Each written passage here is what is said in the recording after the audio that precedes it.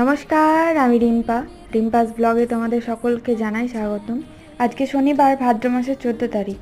আমি আর আক্কু যাচ্ছি এখন আশ্রম দুপুরে খাওয়ার জন্য। যাই হোক, কোনো একটা অনুষ্ঠানের জন্য আজকে বাড়ির সবার নিমন্ত্রণ আশ্রমে।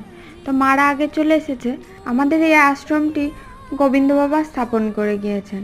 তিনি এখন আর বেঁচে নেই, অনেক দিন হলো মারা গেছেন। তারপর থেকে জানো তো, অনেক সাধু বাবা এসছে, কিন্তু সেরকমভাবে কেউ থাকতে পারেনি, কিছুদিন থেকেই তারপরে চলে গেছে। এই ঘরটাতে রাধা গোবিন্দ স্থাপন করা আছে, আর এখানে গোবিন্দ বাবা যিনি ছিলেন তার একটা মূর্তি আছে, মা কালী আছে, আর বাবা মহাদেবের একটা মূর্তি আছে।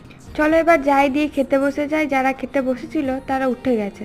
তো এই যে বসে পড়েছি, আর আমাদের আক্কু পাতা দিচ্ছিল, তো ওকেও বললাম যে বসে পড়। তো মেনুতে ছিল খিচুড়ি, একটা 5 তরকারি, টক, আর 2টো করে মিষ্টি। তো চলো আজকের ব্লগটা এখান পর্যন্ত, দেখা হবে আবার নেক্সট ব্লগে। ততক্ষণের জন্য সবাই সুস্থ থেকো।